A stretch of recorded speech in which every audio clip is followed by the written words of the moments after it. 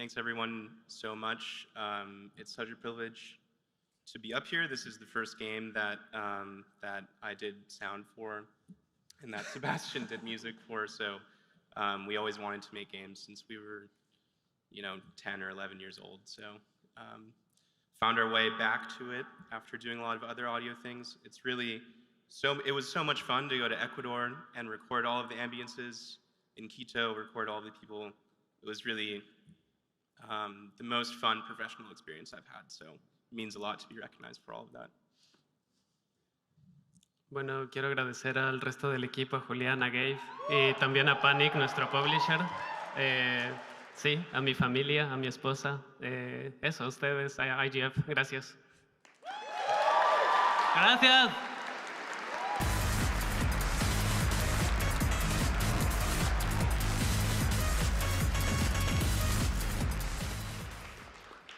You know how our nervous system prompts us to fight or flight in dangerous situations? You get the sweaty palms, the fast heartbeat. Tell me why it also activates right before shipping a game. 9 out of 10 doctors agree sharing your work with the rest of the world is terrifying. But it's always worth it, especially when your game resonates with players so much they voted to make sure it won this category. And the winner is the Wear Cleaner.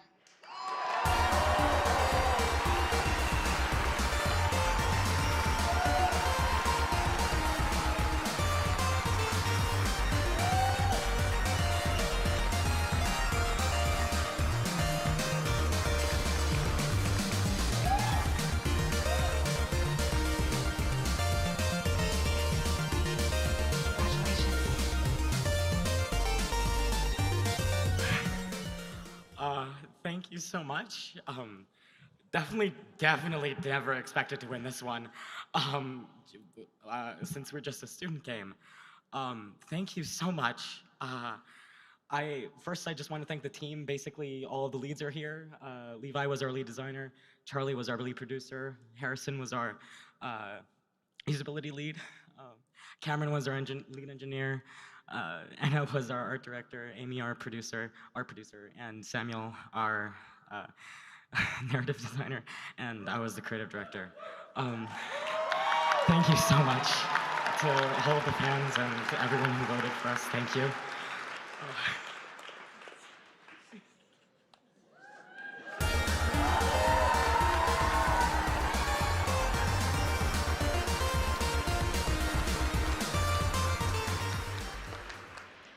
Wings is an organization that believes that some of the most creative and successful games of tomorrow will be made by teams where women and other marginalized gendered developers hold key creative, technical, and business positions. To present the first ever Wings Award, please welcome Astrid Refstrup.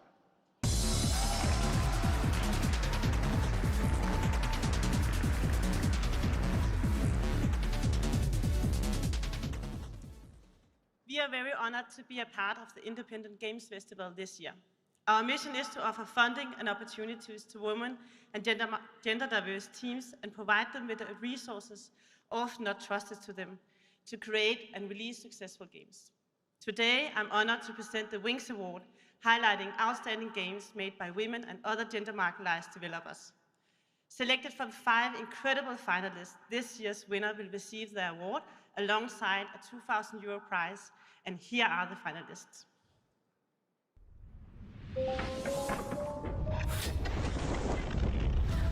The nominees for the Wings Award are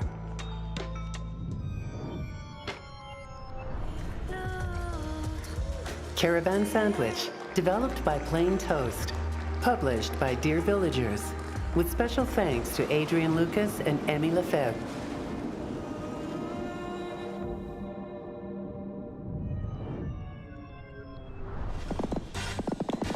Consume Me, developed and published by Jenny Jia Shah, with special thanks to A.P. Thompson, Jia Un Lee, Violet W.P., and Ken Koda Snyder.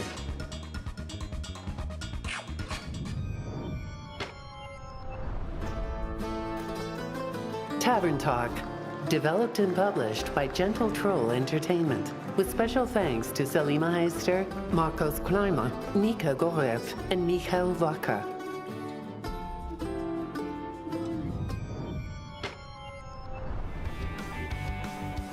The Crash House, developed by Muriel, published by Devolver Digital, with special thanks to Muriel and Nicole He.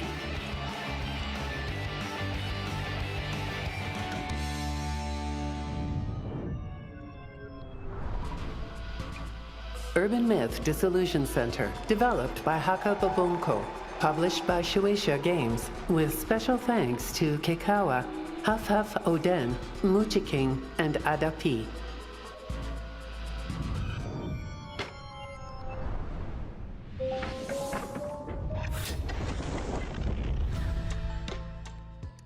Congratulations to all the finalists. The winning game this year creates a fun and vibrant, playful world that serves as a safe space for an important story to unfold. Through a series of creative, engaging mini-games, it invites the player into an experience that is both meaningful and immensely fun. The game's themes are deeply relatable and resonates with all players, whether or not they lived similar experiences. It's a testament to the power of games as a storytelling medium, capable of conveying emotions and narratives in ways no other media can. Wings is honored to recognize this team with this year's well-deserved award. The winner of the IGF 2025 Wings Awards is Consume Me.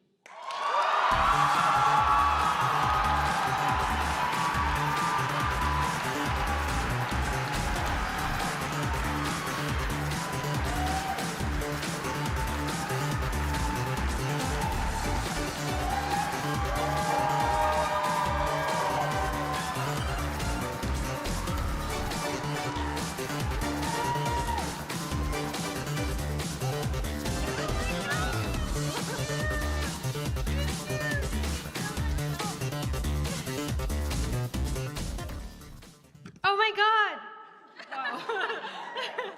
Wow. Thank you so much. The competition was so stacked this year, and we find it a little unbelievable that we're standing here.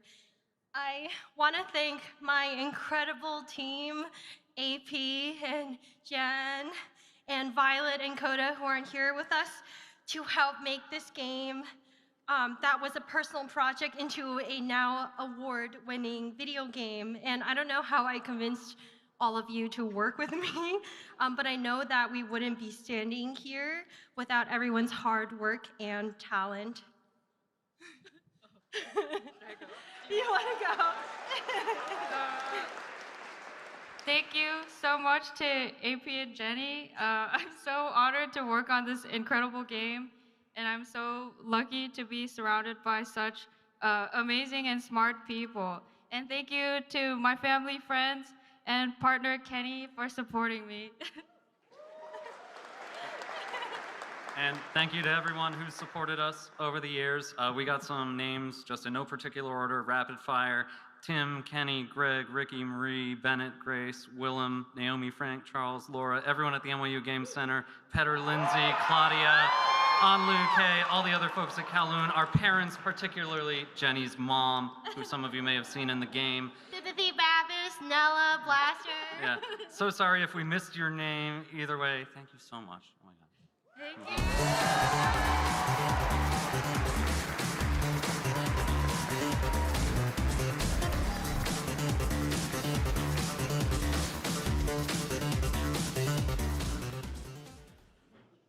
I'm not gonna lie, I struggled a bit with how I wanted to introduce this category.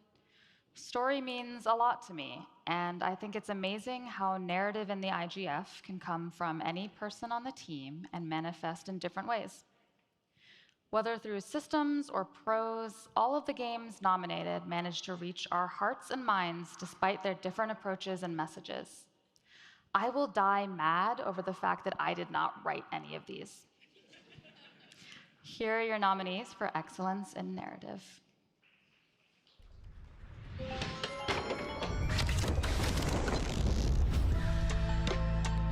The nominees for excellence in narrative are Caves of Cud, Developed by Freehold Games. Published by Kitfox Games, with special thanks to Jason Greenblatt, Brian Bucklew, and Kaylin Sandel.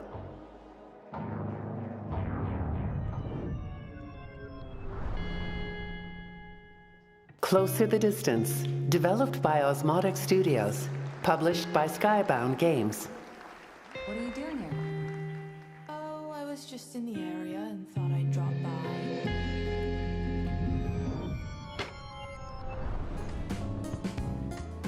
Consume Me, developed and published by Jenny Jia Shah, with special thanks to AP Thompson, Jia Un Lee, Violet WP, and Ken Coda Snyder.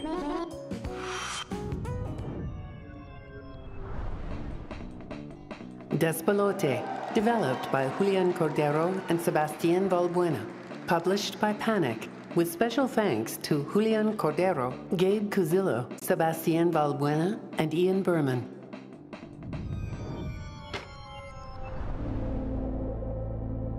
Indica, developed by Oddmeter, published by 11-Bit Studios, with special thanks to Dmitry Svedlo and Maxim Lebedev.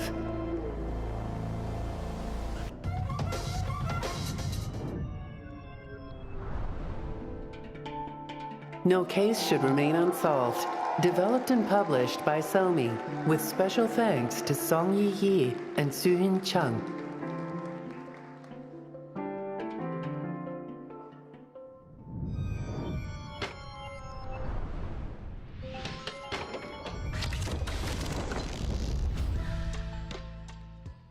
And the winner is Caves of Cud.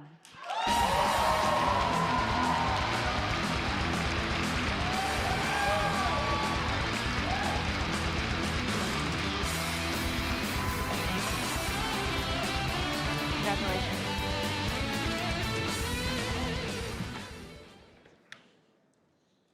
Wow. I'd like to accept this on behalf of our team, a lot of whom are here today, but not everyone. And we made this game over the course of 17 years, so countless people to thanks. We're just going to name some. We'd like to thank our publishing partners, Kitfox Games, Tiny X Short, Alexandra Orlando, Sin Lu, and Tina Lu. Our partners in sound design, A Shell in the Pit. We'd like to thank Tarn and Zach Adams for setting the mold. The mayors are Discord moderators who have created a wonderful, explicitly anti-fascist space with immaculate vibes.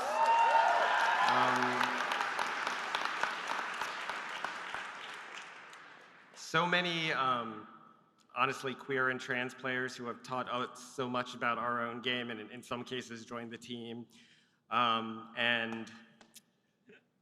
Yeah, just our friends, our family, thank you so much. This award's really important to us actually because often people don't even clock CUD as a narrative game. And so thank you to the judges and jury for recognizing that you can tell a story with a computer, but it's not about evacuating the human from the process, but actually inviting them in to interpret and assemble and repair and to co-author. So, yeah.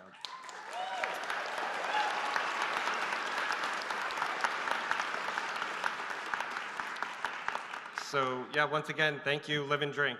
Live and drink.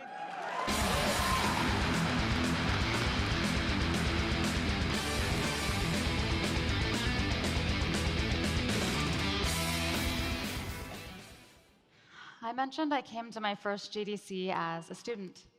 I didn't understand what Nuovo was, but after watching Sybil win this category in 2016, I knew I was going to make games. I realized I could make anything, no matter how obscure or niche, and it would still be appreciated. I'd like to introduce one of the devs on Sybil, Nina Freeman, who recorded a video about what it meant to win. Hi, Nina here. As Emma mentioned, I was here with my teammates, Emmett, Decky, and Rebecca, to receive the Nuovo Award for our work on Sybil almost 10 years ago now, which is crazy to think about. And I'm happy to say that since then, more people are making experimental games than ever, despite the many challenges that are faced when making that kind of game. I mean, when you're making an unusual game, it's hard to get visibility. It can be hard to make ends meet because you're making a game that doesn't necessarily fit into people's expectations. So being in this category is truly amazing because it means you took a risk of some sort, whether it's in life or in art. And it's really a category for games that love what they are and refuse categorization, which I think is the best. So here are the nominees.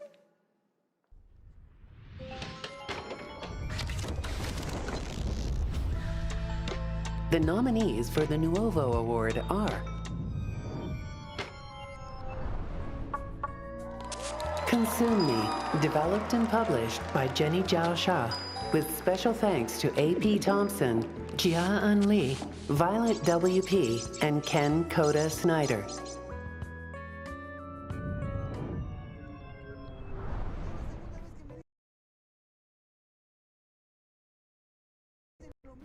Despolote, developed by Julian Cordero and Sebastián Valbuena, published by Panic, with special thanks to Julian Cordero, Sebastián Valbuena, Gabe Cuzillo, and Ian Berman.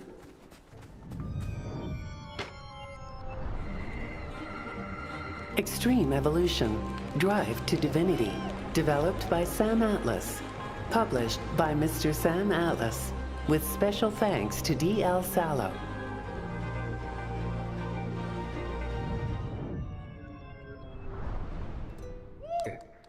Ginger, developed and published by Kevin Dew.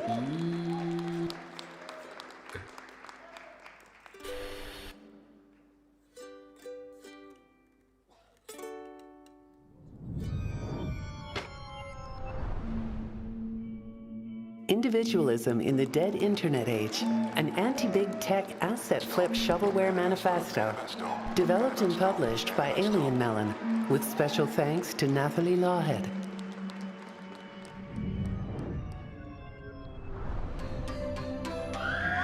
Starship Home, developed and published by Creature, with special thanks to Mark Schramm, Ashley Pinnock, Doug North Cook, and so many other beautiful creatures.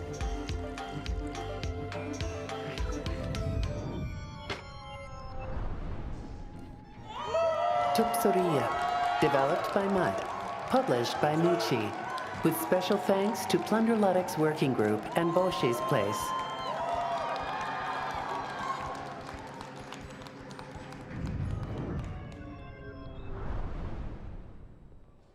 The Exit 8, developed by Kotaki Create, published by Playism, with special thanks to Ibai Meztoy, Shunji Mizutani, Tiffany Zhong, and Yoshio Tsuchimoto.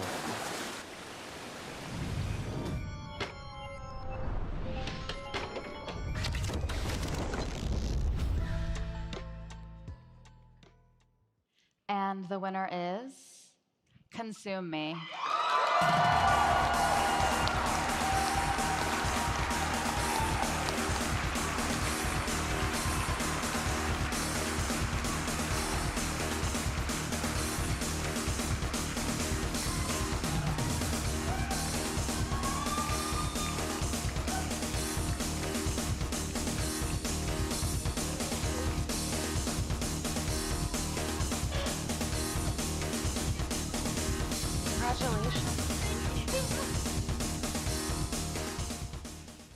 Hello again. We only wrote one speech, so I really don't know what to say. Maybe thank you, Bennett, for making Prototyping Studio, because I think that was like the core thing that helped us put Consuming together. And also thank you, AP, for helping me turn a bunch of prototypes into like a legit video game. Do you want to take the microphone? And thank you, Jenny. We And love you, Kelly. Jenny. Thank you. I also didn't write anything, so thank you. No. Do you want to say anything else? Should give you a big hug. Oh. No, thank you so much. You should keep all making weird stuff and live life so you can make weird video games about those experiences. Yeah.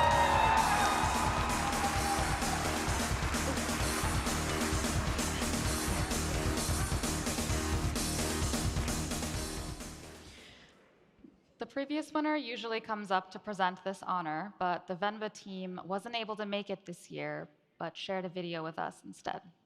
Let's take a look. Hi, I'm Abhi, the creative director at Visai Games. Last year, we were fortunate enough to win the grand prize for Venba, which was our studio's first game. The Seamus McNally Award means a lot to me because of its history and commitment to celebrating indie games, which is truly, truly special. Video games are unique in the sense that the barrier to entry is low enough that I truly believe that everybody can and should have the means to produce their own game and tell their own stories. Time after time, we've seen true innovation come from the indie space, where stories are told that are not told anywhere else. The nominees this year are no different, and I had the chance to play some of them, and each one was as unique and as special as the next one. So, without further ado, the nominees are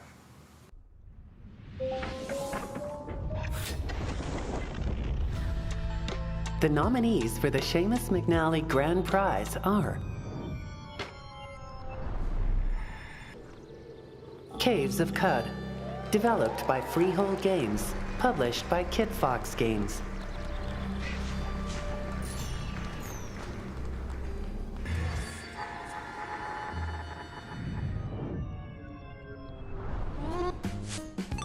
Consume Me, developed and published by Jenny Jia, with special thanks to AP Thompson, Jia Un Lee, Violet WP, and Ken Koda Snyder.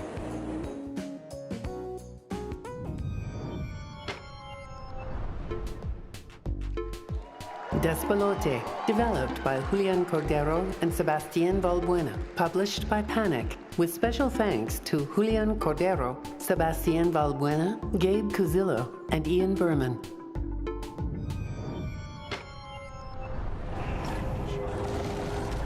Indica, developed by Oddmeter, published by 11-Bit Studios, with special thanks to Dmitry Svetlov, Maxim Lebedev, and Alexei Pazietka.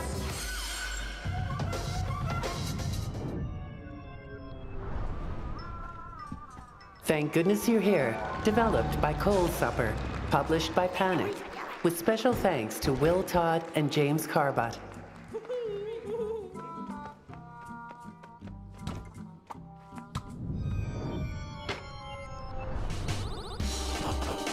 UFO 50, developed and published by Mossmouth, with special thanks to UFO 50 Recovery Team.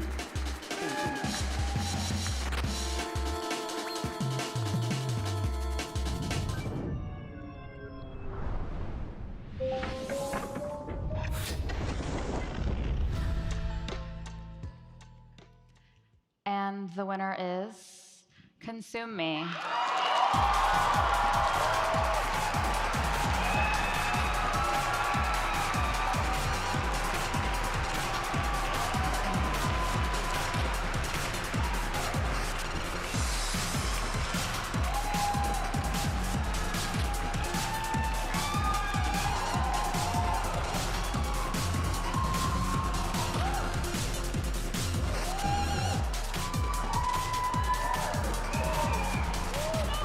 Congratulations. I can't believe it. Congrats.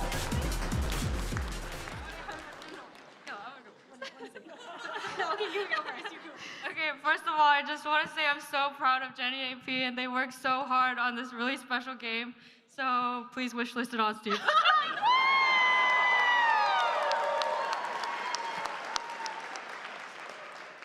I was gonna say, does anyone want to buy this for $10 million? You know, talk to me after this. So while we're back here, I wanted to take a moment to shout out all of our friends and colleagues who did not feel comfortable coming to this country to attend GDC this year. This includes our trans friends, our immigrant and international friends, our friends who engage in loud and increasingly necessary protest against an ongoing genocide. There are a lot of things we could say about this state of affairs, but I guess I'll just say this. If you are in a leadership position right now, and you are unwilling or unable to stand up to this brutal wave of persecution to at least protect your own people, if you won't throw sand in the gears in any and every way you can, then I think it might be time to step aside for someone who will. Thank you.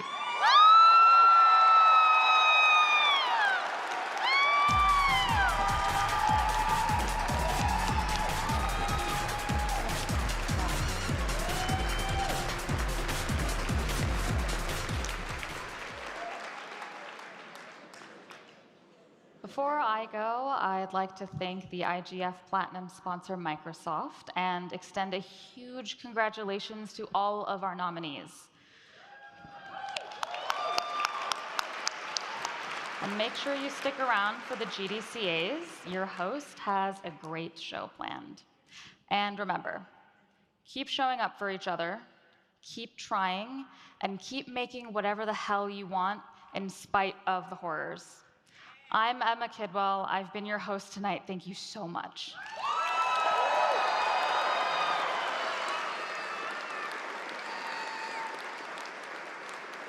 Please welcome Head of Operations at Playing for the Planet, Lisa Pack.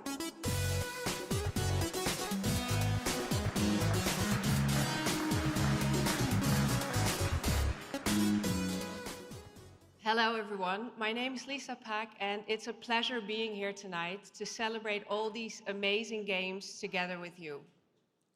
This industry's ability to engage, connect and inspire is incredible. For the last 5 years, Playing for the Planet has been testing, exploring and working with the video games industry to see how this industry's influence can be harnessed for another challenge.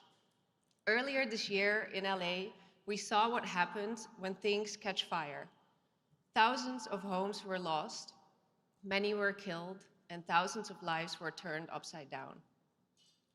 These fires are an example of what happens in a rapidly drying landscape and when a combination of factors like wind, heat, and drought come together. In the Netherlands, where I'm from, we are facing a very different risk, which is water. Our dams and dikes will need to increase 0.5 meter to 2 meters in order to continue to protect us from the rising sea level. So why am I here today sharing this with you? Nature and our environment are in a tough spot. And at Playing for the Planet, an alliance facilitated by the United Nations Environment Programme, we collaborate with studios ranging from Xbox to PlayStation, from Supercell to Cybo Games, to take action for the one planet that we call home. Nature is a critical component of many games, ranging from Riders Republic to Alba, which both show the beauty of nature through entire worlds, backgrounds, and characters. But in the physical world, we're losing species faster than ever. And through our yearly initiative, the Green Game Jam, we've seen major titles such as PUBG Mobile, Subway Surfers, and Heyday implement green activations into their games. These green activations are new environmentally themed content in the form of a time-limited event, a new world, or a marketing campaign with the goal to reach as many people as possible. To date, this industry has already planted millions of trees and raised millions of dollars to support environmental organizations. And this year, we are hoping that studios around the world will build engaging connections between their players and the natural world. On top of that, we are also working with studios to increase energy efficiency in games by exploring eco modes and best practices, while making sure that the user experience in games isn't negatively affected.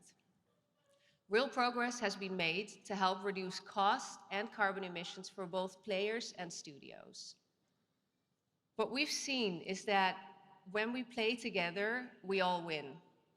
Companies who compete on a daily basis come together within the Alliance to protect our environment, and we'd love to invite all of you to join. Together, we find common solutions to common problems, and if you're already working on this agenda, a big thank you from us. If you don't know where to start and would like to learn more, please reach out because we are here to help. Thank you all, and I hope everyone enjoys the rest of the evening.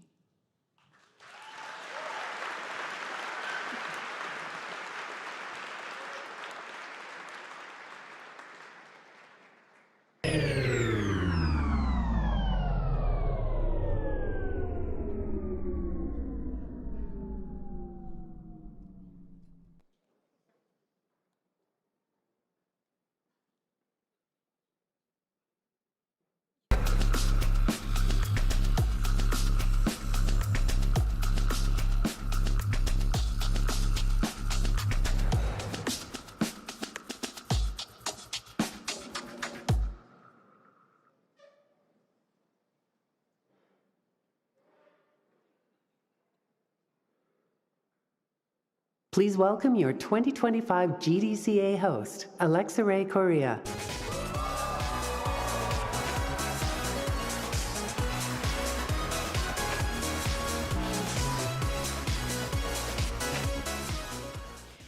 We felt it was important to have this moment together to symbolize the deep connection between indie and AAA. It's not just the IGF and the GDCA, it's our whole community celebrating together. Please welcome your host for the 2025 Game Developers Choice Awards, my friend Alexa Ray Correa.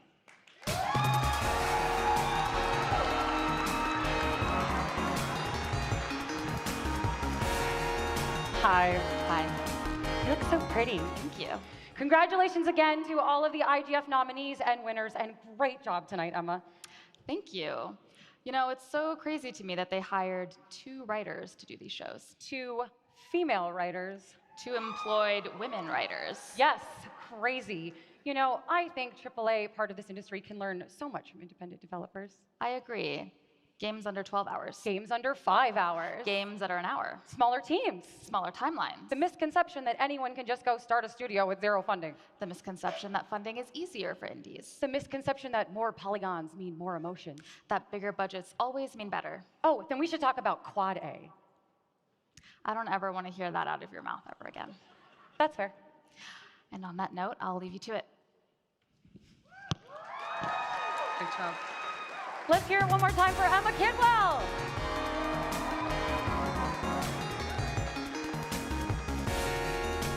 All right. Hello, and Hecky Grace. I'm Alexa Ray Correa, and I'm your host this evening for the 2025 Game Developers Choice Awards. I'm a writer and a narrative designer, just a regular-ass game developer. I remember watching the show from all the way back there, so many years ago, and I'm humbled and honored to be up here tonight leading this, the premier peer-nominated industry awards. These awards are chosen by developers, a chance for us to acknowledge each other's achievements and get inspired for the years to come. I think it goes without saying that this was an interesting year for everyone in game development. Though we all have demonstrated great perseverance and tenacity, we're still left with many lingering questions as we forge ahead into another year. Like, can DLC be Game of the Year? Why is everyone writing fan fiction about the ghoul from Fallout? Why make Princess Zelda's greatest power carpentry unless you're going to let her kiss another woman? What position is Sabrina Carpenter referring to when she says switch it up like Nintendo? Is that like a Joy-Con drift reference? Like, how does that work? Like, why didn't Love in Deep Space get nominated for anything? And of course, the big one, is Aerith really dead? The game's been out for a year, you guys. Come on. I know some of the Rebirth developers are in this audience. I will definitely be waiting for you back out after the show, and that is a threat. Seriously, though, what a stunning year for games. Our Game of the Year category is so wild. We've got a card game that satisfies even the toughest mental illness, the freshest and I think most fun take on the third-person shooter genre we've seen in a long time, and not one, but 2 JRPG-ass JRPGs. Well, 3 if you count Astrobot. But in all seriousness, it might seem a little difficult to think about celebrating our medium when we look back on the wreckage of 2024. This was a tough year. Many of us have lost things, jobs, projects, people. We fought and hoped for change that didn't come. There are still, for 2 years running now, waves of layoffs, studio closures, projects canceled, an unfortunate side effect of being treated like tech, but not paid like tech, just ask any engineer. And yet here we all are still, wanting to be here, making our art. Capitalism has chewed us up, the internet rage machine continues its heinous churn, and there is much to be concerned about right now. There's a growing sense from shadowed corners and conference rooms that we need to water down our work, sanitize and saturate to ensure this industry's future. Games are, I must say, political, inherently. So given that, before we continue, there's one thing I feel like I have to say. Maybe Sephiroth had a point. Do your own research. But really, we can grieve the change that didn't happen, the projects that were canceled. But that can't be it. We need to pick ourselves up and rally. We can't get comfortable. We have to evolve. And I don't mean just the technology. At the end of the day, we're still making art. And I know we can do this, because despite it all, through crashes and crises, we the people, we as an industry of people, have endured. And we will keep enduring and making our art. So much as what has happened in the last year has felt so impersonal. So let's make it personal. Despite all of that, we have accomplished so much. So tonight, let's come together and celebrate each other as peers and fans.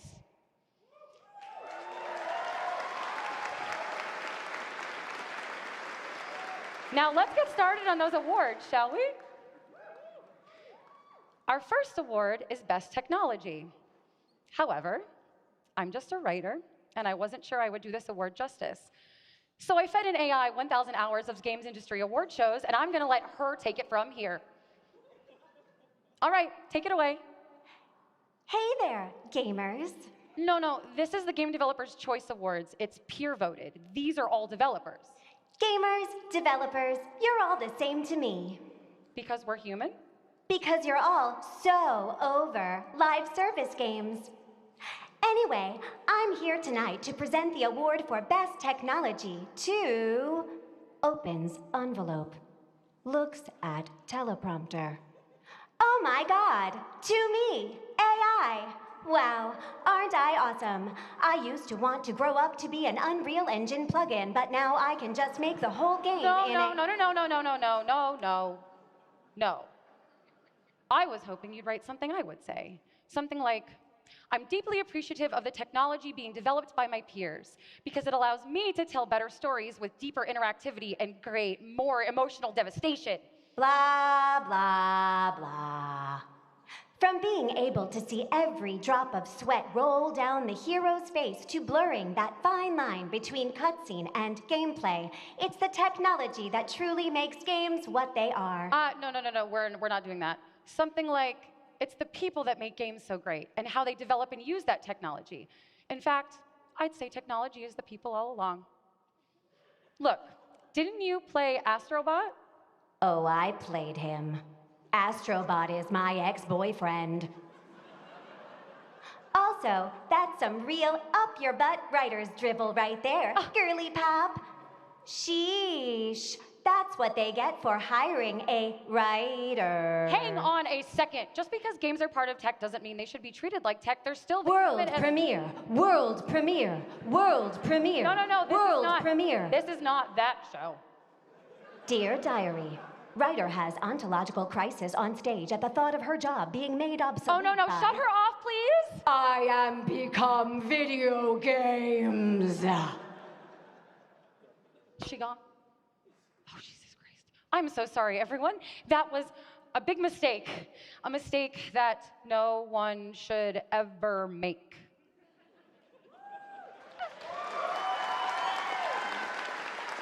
Anyway, this year's games took the ongoing quest of using technology to provide players with the ultimate interactive experience and take it to new heights.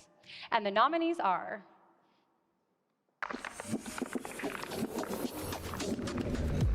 The nominees for Best Technology are Astrobot, developed by PlayStation Studios team Asobi, published by Sony Interactive Entertainment, with special thanks to Yuki Miyamai, Masayuki Yamada, Takumi Yoshida, and Tai Yamaguchi.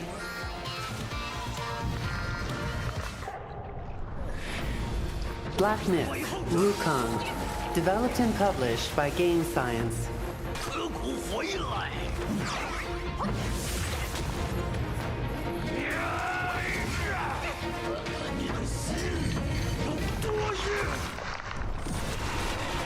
Helldivers 2, developed by Arrowhead Game Studios, published by Sony Interactive Entertainment, with special thanks to Juan Pirestet and Peter Lindgren.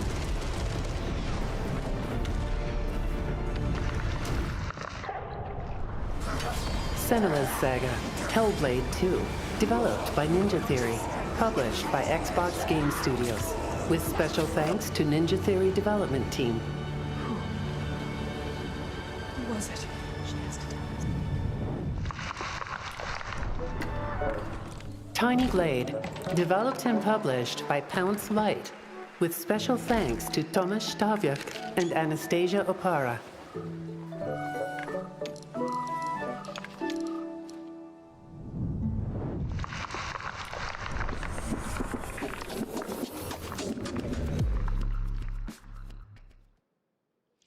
And the winner is Astrobot.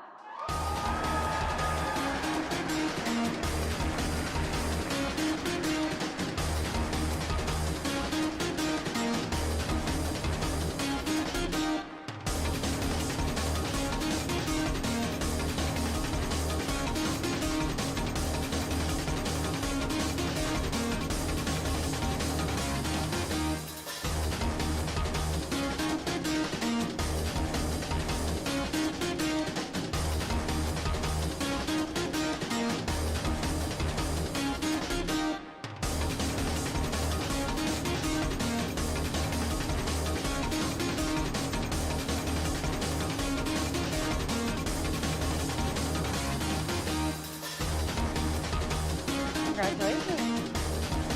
Yes?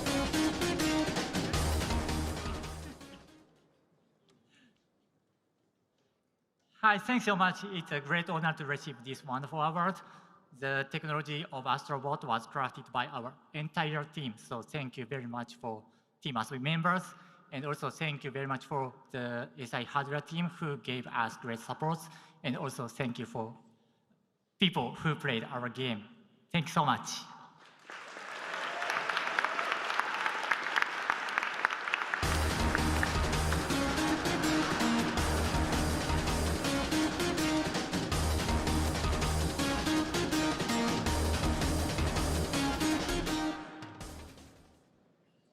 Please welcome lead game designer at the Walt Disney Company, Liz Moberly.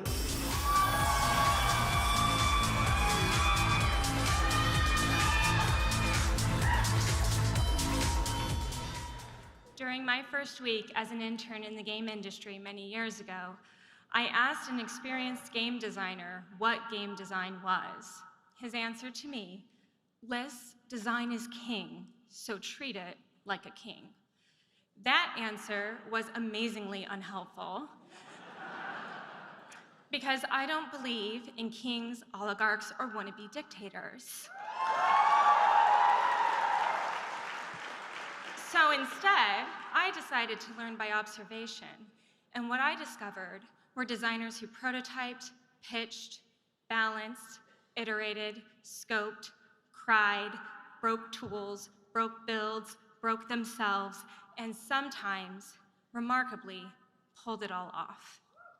They proved to me that game design is an act of relentless hope, that someone, anyone, in this divided, desperate world will connect with the human experience our hands, minds, and hearts have created.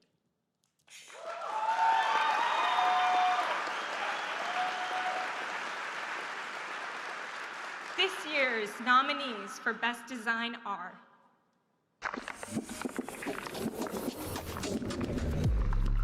The nominees for Best Design are Animal Well, developed by Billy Basso, published by Big Mode.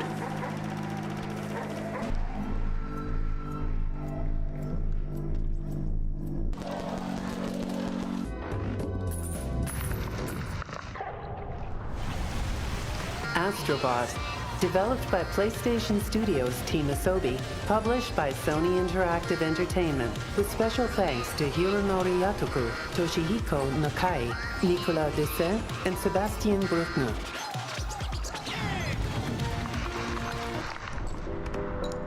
Bellatro, developed by Local Thunk, published by Playstock.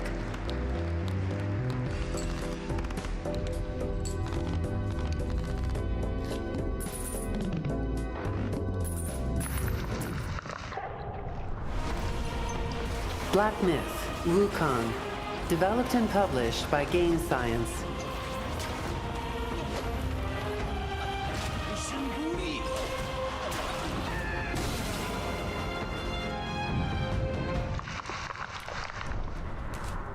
Lorelei and the Laser Eyes, developed by Simogo, published by Annapurna Interactive.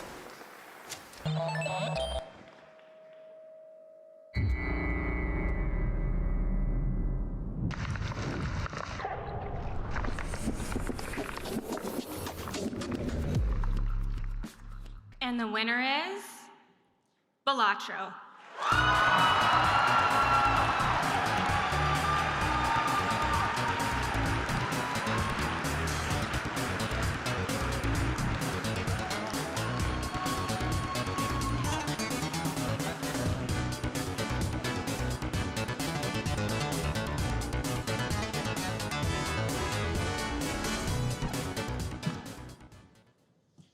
As I have started many speeches this year, I am not Local Thunk, and don't let the jacket fool you, because that is also not Local Thunk.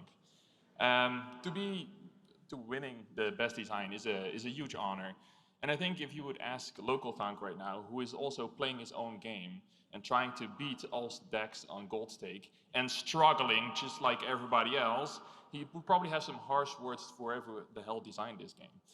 But Local Thunk, it's nice to make fun of you when you're not here to defend yourself. But we're all so proud of you on what you've achieved with this. And I hope this inspires the next Bellatro that every publisher is looking for here tonight.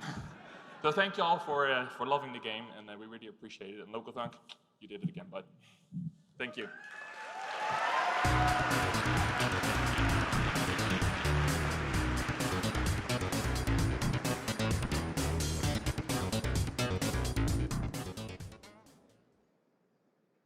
Please welcome back your host, Alexa Ray Correa.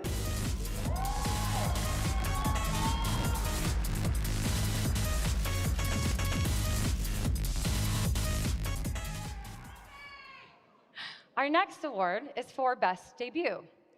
In the words of that incomparable king, Josh Sawyer, director of Pentiment, I need to be a little bit of a hater.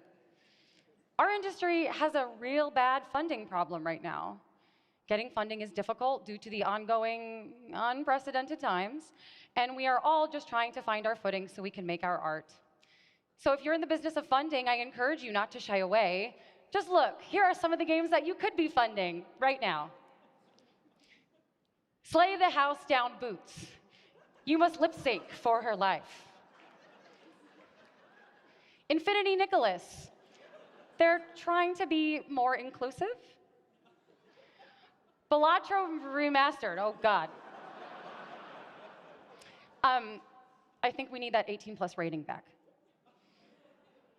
A new Baldur's Gate 3 DLC where Sven personally shows up at your house and deletes all of your save data. It's very Metal Gear. And of course, my personal favorite, Elderly Ring. For those of us who really just can't play Elden Ring. Think of all the games we'll never get to play in the coming years if we don't fund them. The nominees in this category are all brilliant examples of what is possible when we take that chance, believe in new teams, and let them cook. And the nominees are...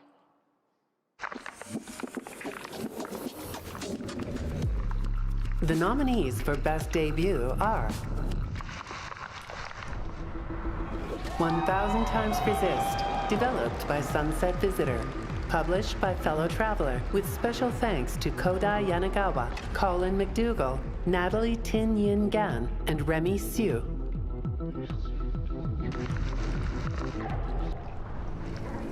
Animal Well, developed by Billy Basso, published by Big Mode.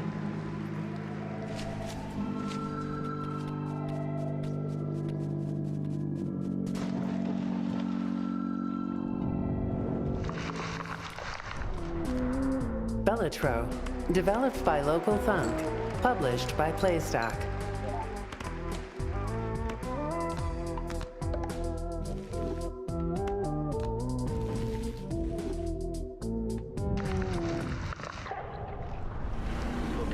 Pacific Drive, developed by Ironwood Studios, published by Kepler Interactive, with special thanks to Cassandra Draycott, Seth Rosen, and Alyssa Askew.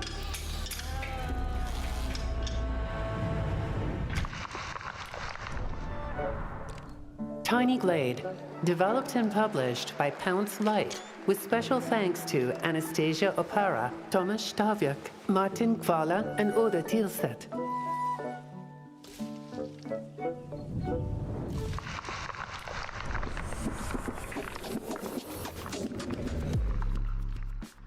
And the winner is Bellatro.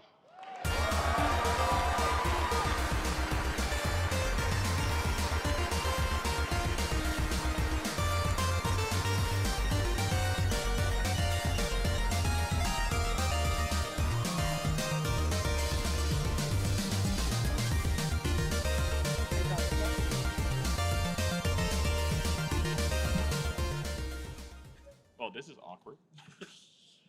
Again, the category of best debut is absolutely stacked this year. And I think all the games that are in there are amazing experiences. And even though it's best debut, they would have been great if it's the first, second, or third game, because they all bring something unique to the table and were all worth your time this year. What I like about this category is that it brings some love and support to games that might have gone unnoticed. And this kind of attention to it will incentivize these developers to come back next year with another amazing title. So everyone who has something in this category today, you are all amazing.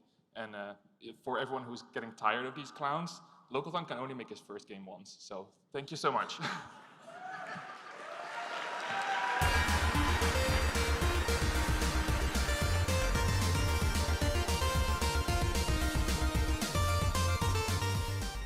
To present this year's Lifetime Achievement Award, please welcome Matthew Peretta.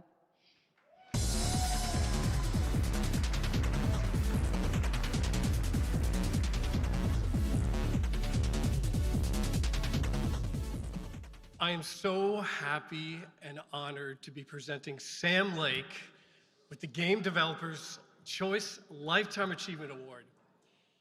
This award recognizes the achievements of an individual who has impacted games and game development, and I can't think of anyone who deserves this more.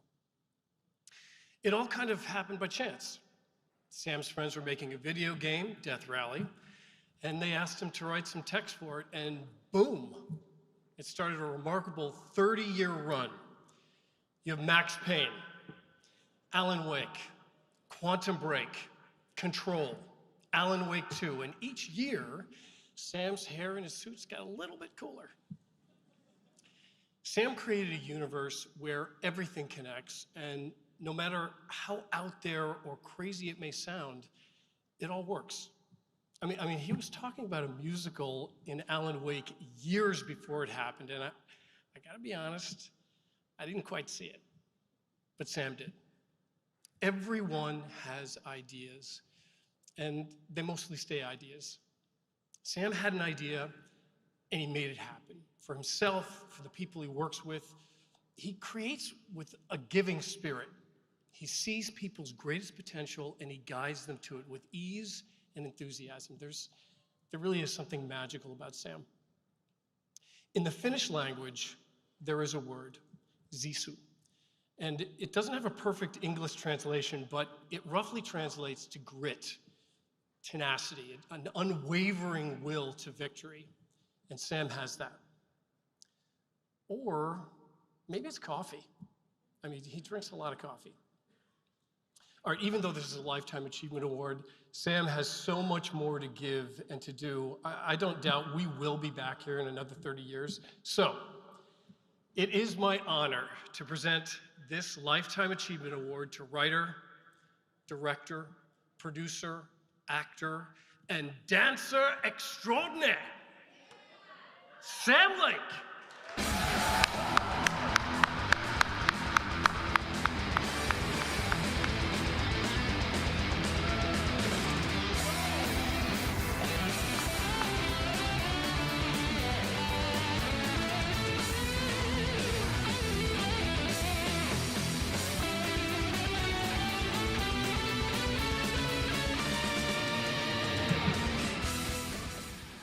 Thank you, Matt. Thank you, GDC. Oh God, he has paper. He really is old.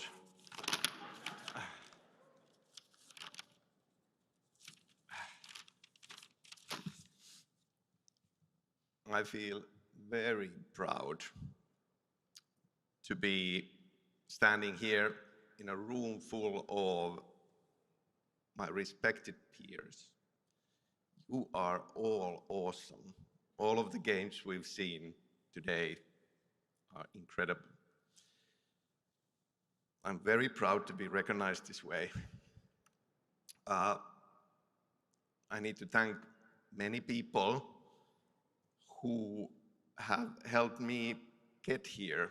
My colleagues at Remedy, all my collaborators, my family, my friends, all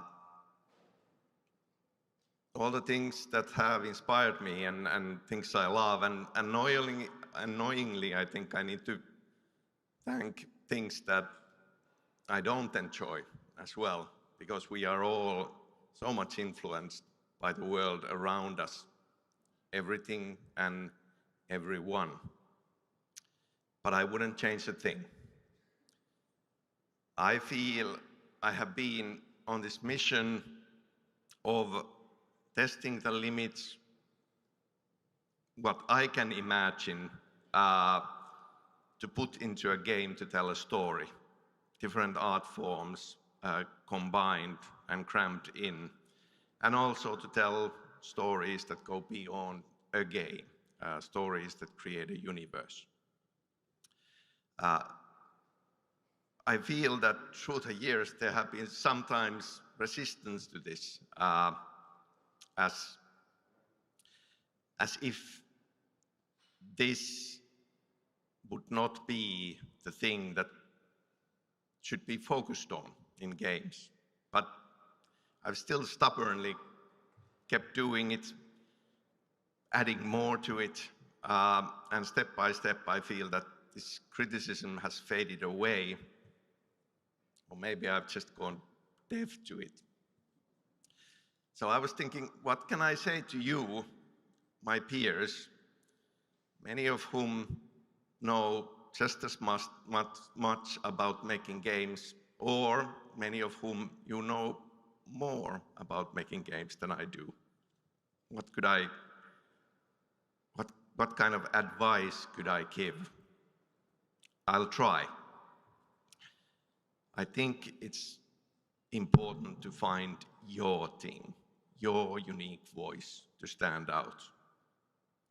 Go where your passion takes you, trust your vision, be patient with this, but stay true to it and keep pushing it forward. But also always be a team player. Always listen to the good ideas from the talented people around you and try to find ways to incorporate those ideas in a way that complements your ideas.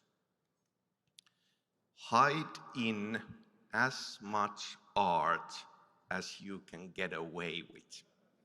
This is your vital, secret mission.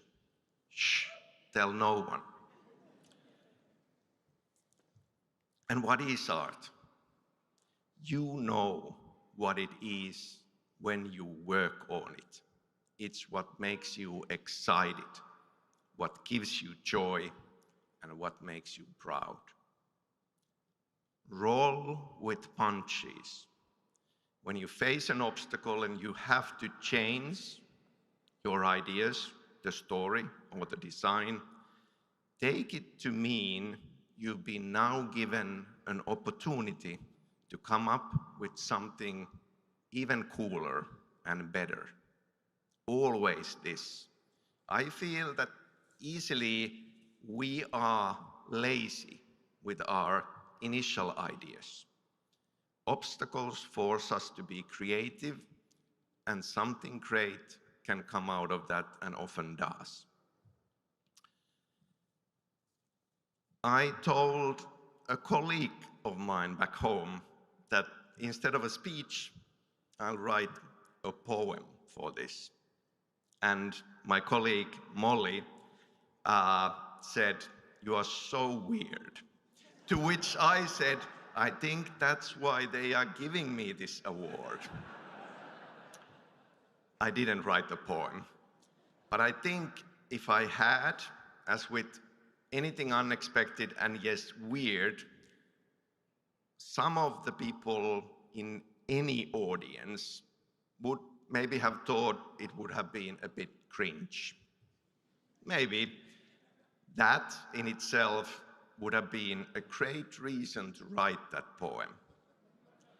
For even if 100 persons would roll their eyes and say, "I'm a clown," if for that 100 there would be few who would feel seen and be thrilled about it and come out inspired by it and feel that they've been given a license to go for their own strange ideas, then would it not have been worth it? Would it not have been art and lifetime well spent? To channel Ahti the janitor, a character from several Remedy games now, with his thick accent and habit of translating Finnish idioms word by word, if you bow to somebody, you will end up showing your butt to somebody else.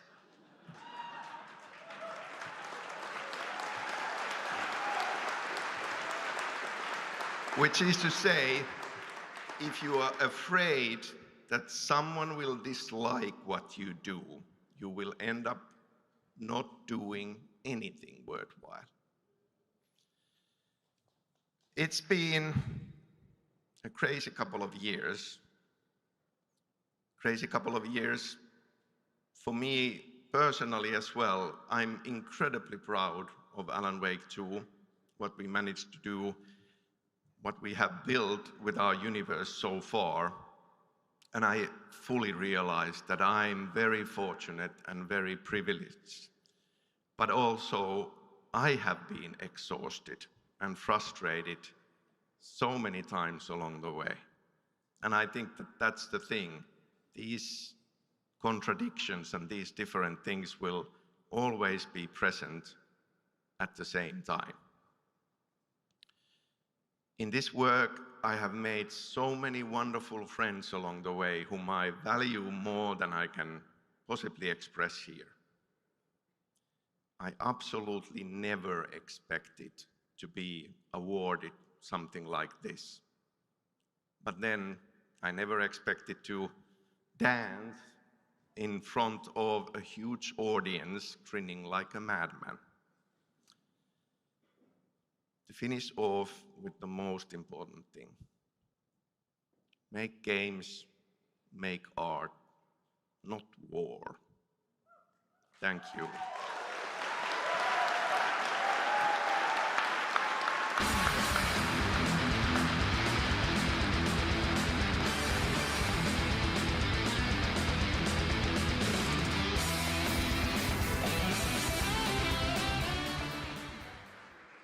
Please welcome writer at Respawn, Jacqueline Cito.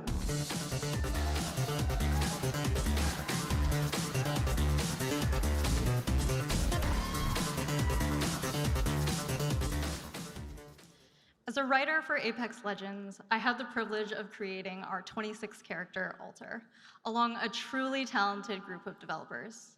And though she is one of 26, her strong visual identity ensures she stands out among our unique and diverse cast. It goes without saying that artists make the differences in our characters shine, not AI.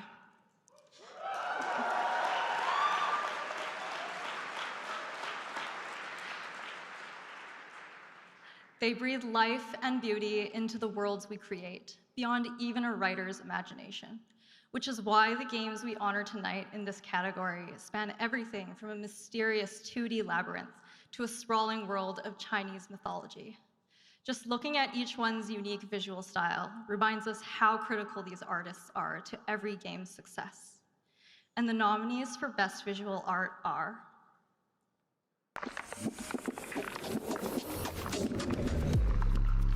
The nominees for Best Visual Art are Animal Well, developed by Billy Basso, published by Big Mode.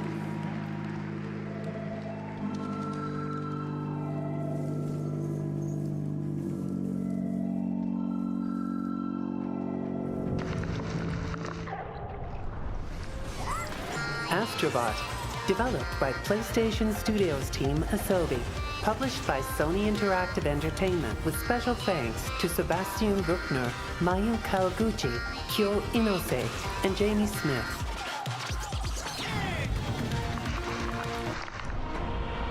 Black Myth, Wukong, developed and published by Game Science.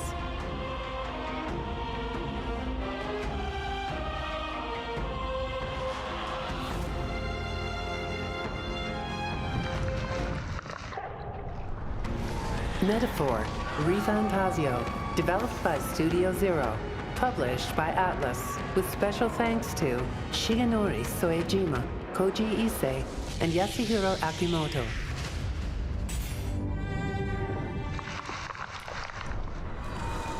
Neva, developed by Nomada Studio, published by Devolver Digital.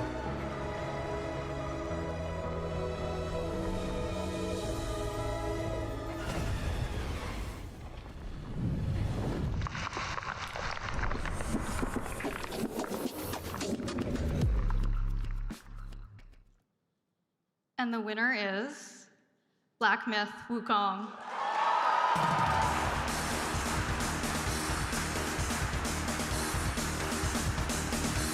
Unfortunately, the team is not able to be here this evening, so I'll be accepting this award on their behalf.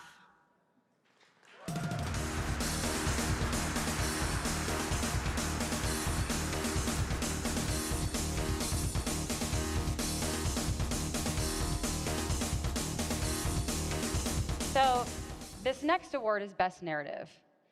This is my category, my people. Like Emma, it made me nervous. I thought technology would be the hard one to write, but no, this one if only I had someone whose job it was to make my work sound amazing, this wouldn't be so difficult. Excuse me. Oh my God. Award-winning actor in everything, Ben Starr. You just walked on stage while I was talking. Yes, I did. I couldn't help but notice the spotlight, and then more specifically, I wasn't filling it. And I couldn't help but notice the fact that my absence from said spotlight was making everyone in the room very, very sad. I could just tell they needed me. You know, look at those collective tears. They didn't pay thousands of dollars to be here to cry into an empty hole. I'm right here. It's okay. You can all stop being wet. Are you wet? I'll gladly fill your spotlight for money. Look, Alexa, you're a writer. I am a sensational actor. Why don't you let me handle this one? Let me bring your ramblings to electrifying life. Okay, but you have to read it exactly. Stop doing that. You have to read it exactly as I wrote it. Okay? Okay? Absolutely. I tell anyone who will listen, and even those who won't, that playing Final Fantasy VIII changed my life. No, I wrote Final Fantasy VI. To me, it was and still is a testament to the true power of video game storytelling. I don't. I could never have known that I would one day be playing the incredibly sexy protagonist in this beloved series.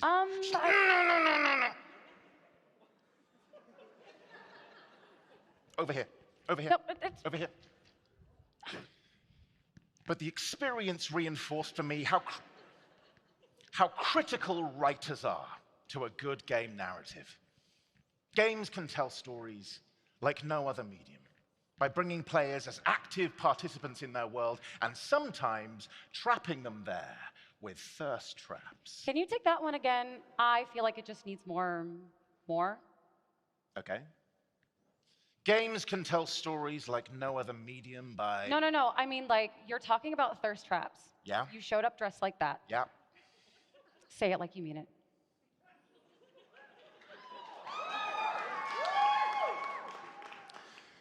Players are active participants in our world. Can you just do it in the Clive voice? The Clive voice is just my voice. The Clive voice is not just your voice. Yes, it is. And what's wrong with my voice? The Clive voice is just significantly sexier than your voice. I said the Clive voice and my voice are of equal sexiness. No, I say your voice is less sexy and way more sad. It really doesn't do it for me. Fine.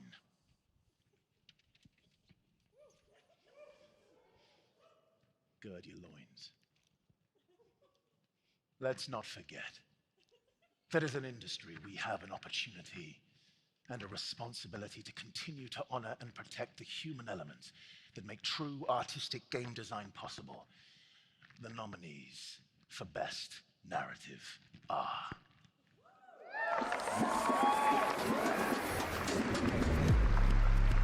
The nominees for Best Narrative are 1000 Times Resist, developed by Sunset Visitor, published by Fellow Traveler, with special thanks to Natalie Tin Yin Gan, Connor Wiley, and Remy Sue.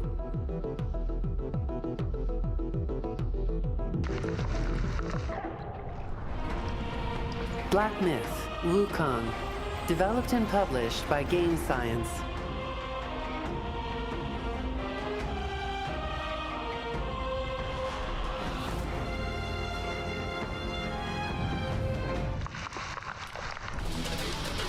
Like a Dragon, Infinite Wealth, developed by RGG Studio, published by Sega, with special thanks to Kazunobu Takeuchi, Tsuyoshi Furuta, and Masayoshi Yokoyama.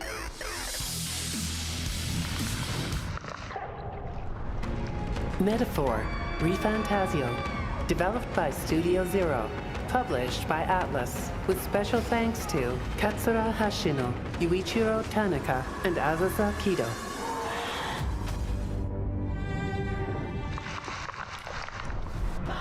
Mouthwashing, developed by Ron Organ, published by Critical Reflex, with special thanks to Martin Halden, Jeffrey Tomex, Johan Nakasurinen, and Kai Moore.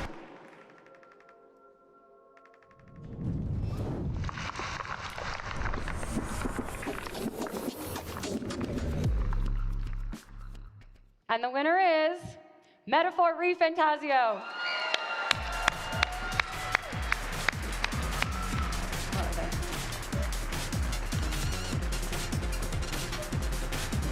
Very heavy.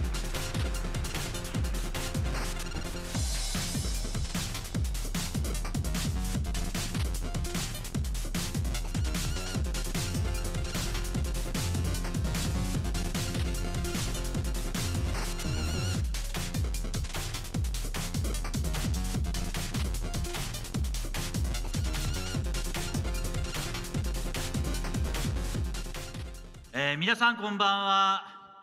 今日は本当はどうもありがとうございます。GDC でこんな栄えある賞をいただけると本当に光栄です。Good evening, everybody. It's such an honor to receive such an amazing award tonight. Thank you very much.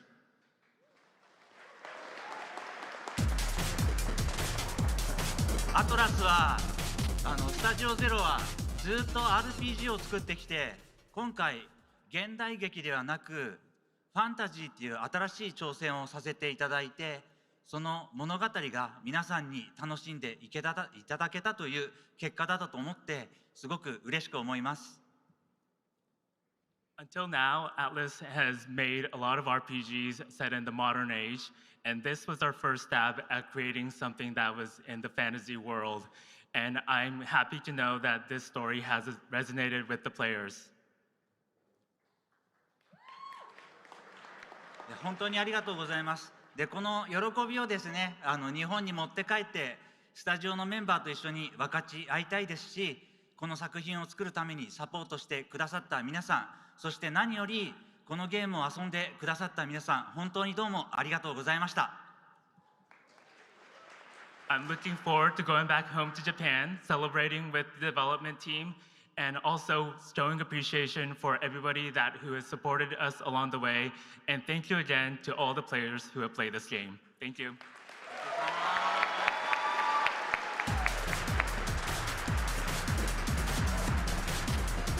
Oh, no, come on.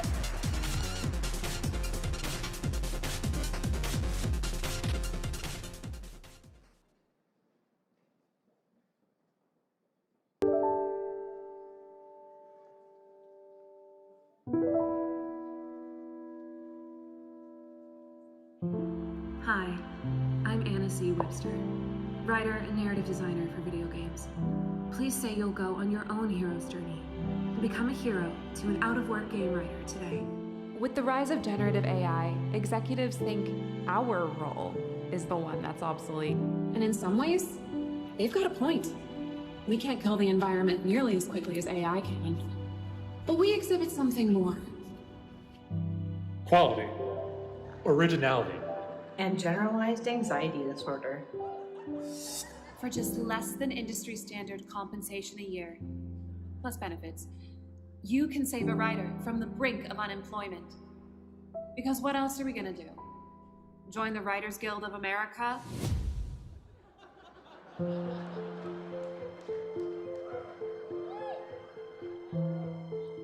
Awards are nice when you can get them. So is healthcare. So please, hire a game writer. Hire a writer. Hire a game writer today. Because your game deserves a narrative that somebody actually bothered to write.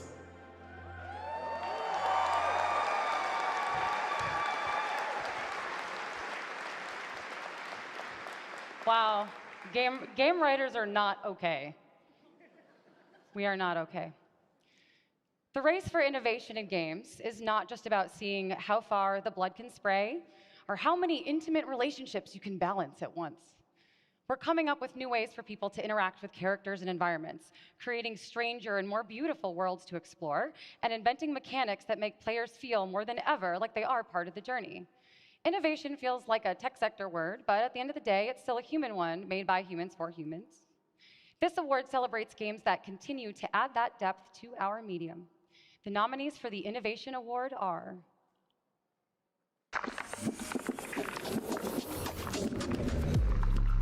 The nominees for the Innovation Award are Animal Well, developed by Billy Basso, published by Big Mode.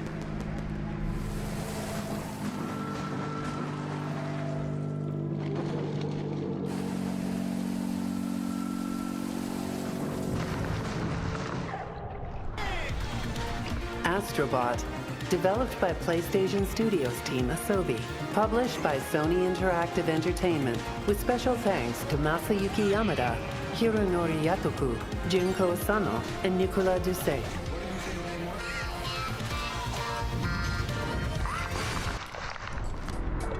Bellatro, developed by Local Funk, published by Playstack.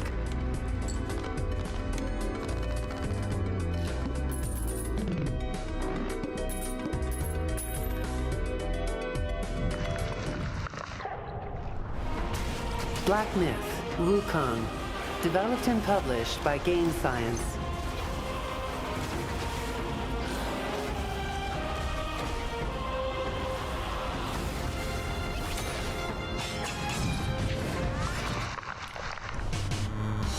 UFO 50, developed and published by Mossmouth, with special thanks to UFO 50 Recovery Team.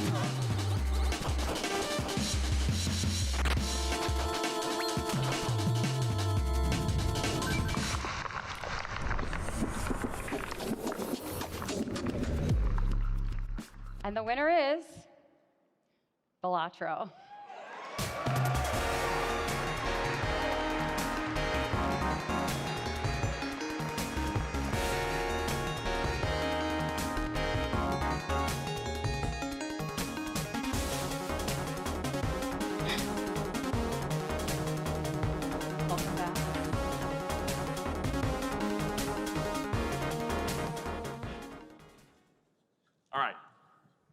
I think it's time to let everyone in on a little secret.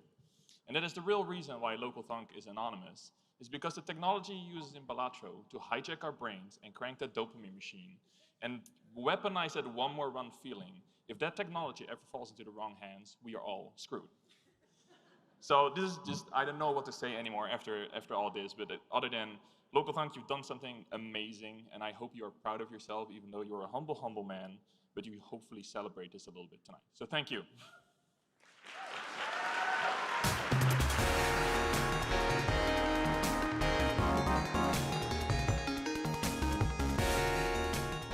Please join us now as we take a moment to remember those developers our industry lost this year. Let us reflect on their dedication to our industry, our art, and our lives.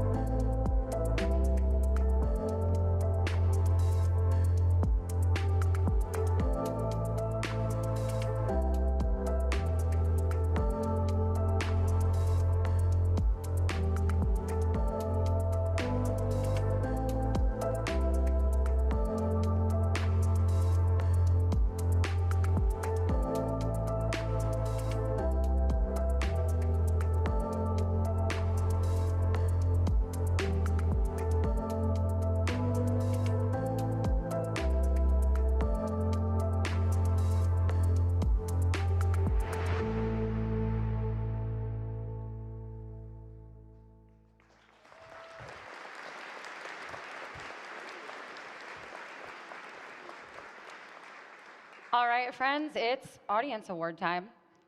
This is the game chosen by you as the Game of the Year. You did this.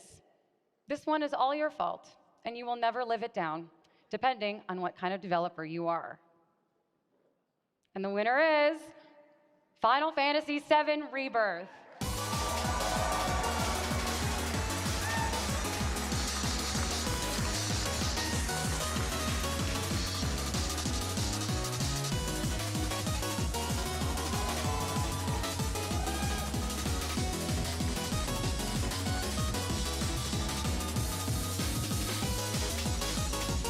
Congratulations.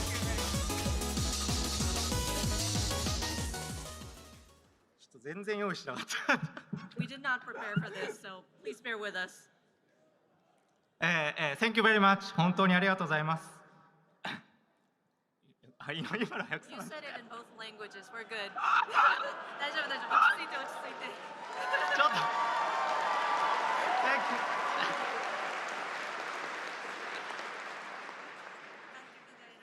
はい、わかります。僕はファイナルファンタジー7、リメイクプロジェクトのバトルディレクターやってます照木遠藤です。So this is Teruki Endo. He is the battle director for the Final Fantasy VII remake project. So he worked on both remake and rebirth. ちょっと興奮してなんかあんまりこれ読む気がしなくなってきた。We're so excited. We had something written down, but we're a little too excited that we can't really read what's on the screen here. なんかもう自分の言葉で言った方がいい。So we're just try to ad lib here. Go for it. まさかこういうふうにいろんな方に評価していただけると思わなかったので、こういう評価を目当てに作ってるわけじゃないんですけど、改めてこういう形で作ってることに対してこう評価してもらえるっていうのはすごくこう人生において、嬉しいことだなと思います。So of course, we never thought that it would be received so well from all of the players. And of course, as game creators, we're not making games just for the acclaim. We love creating the games and we put our passion into it. But just knowing that we're being recognized here and just having people, just celebrate the game with us just makes me so happy. このゲームすごく作るのが大変で、開発のみんながすごくこう熱意を込めていろんなものをこう入れようって言ってこうなんていうんですか、もう本当に開発全員でよくしようと思った結果が今ここに出たかなと思います。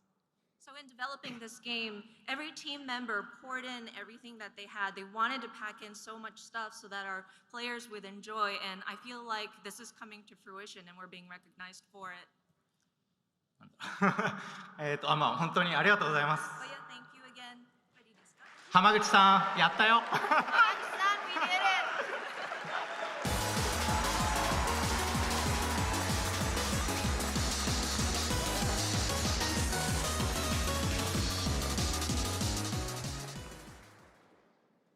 Please welcome writer, designer, and accessibility consultant, Jay Justice.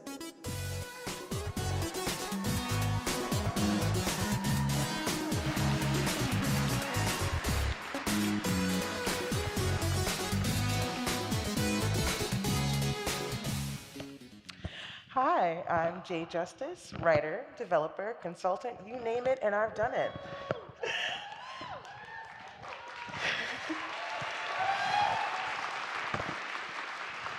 In my various roles across the industry as a designer and accessibility consultant, I have witnessed and shared in the growing desire to make games that mean more with immense joy. Video games are the unique medium calling its audience to be in constant dialogue with it. Games present the opportunity to become someone and truly embody someone you're not, regardless of your ability. Games allow players to have experiences outside of themselves, in realms and with characters they would never encounter in their day-to-day lives. They allow us to expand our worldview, challenge us, and make us better citizens of our communities. This year's nominees for the Social Impact Award are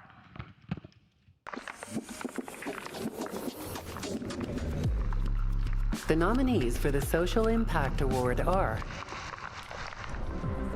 1000 Times Resist, developed by Sunset Visitor, published by Fellow Traveler, with special thanks to Natalie Tin Yin Gan, En Tan, Lily Tang, and Remy Sue.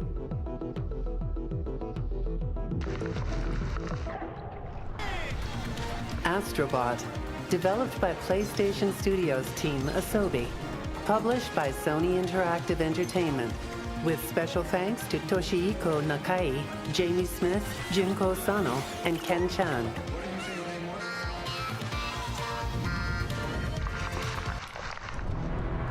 Frostpunk 2. Developed and published by 11-Bit Studios.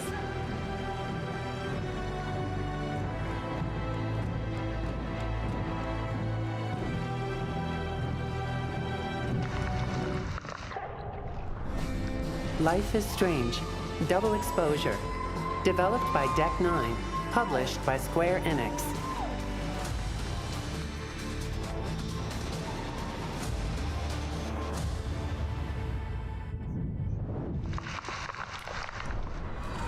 Neva, developed by Nomada Studio, published by Devolver Digital.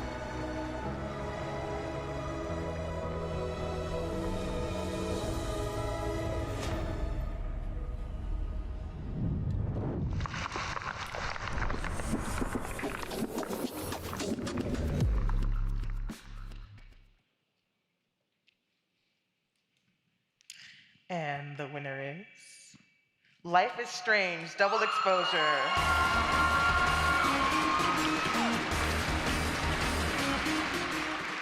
Unfortunately, the team is not able to be here this evening, so I'll be accepting the award on their behalf.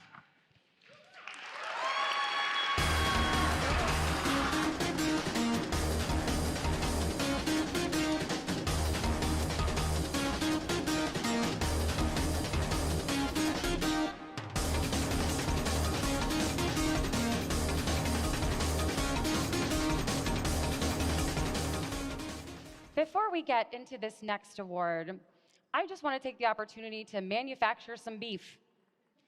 I truly feel like we are missing a few awards at this show. The ways we make and talk about games are evolving, so I think our awards should too.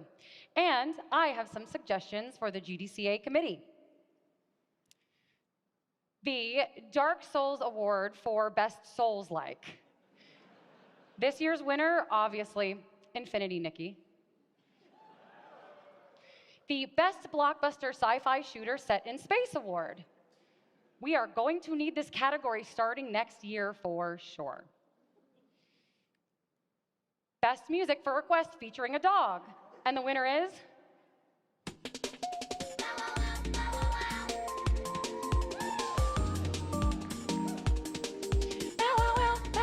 God, such a bop.